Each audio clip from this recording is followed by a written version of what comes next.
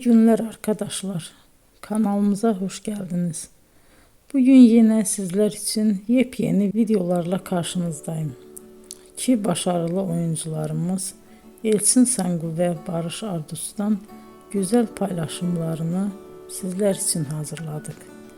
Elçin Sangu, Sevdim Alabora, Yalancı ve Mumları, Kiralık Aşk, İyi Günde Kötü Günde bu dizilerde rol almış ve herkes tarafından çok beğenilmiştir. Biz de Elçin Sangu ve Barış Ardus'tan en güzel sempatik fotolarını sizler için hazırladık. Bu karelerin devamını istiyorsanızsa emeğe saygı olarak kanalımıza abone olup yorum yazmayı unutmayın arkadaşlar.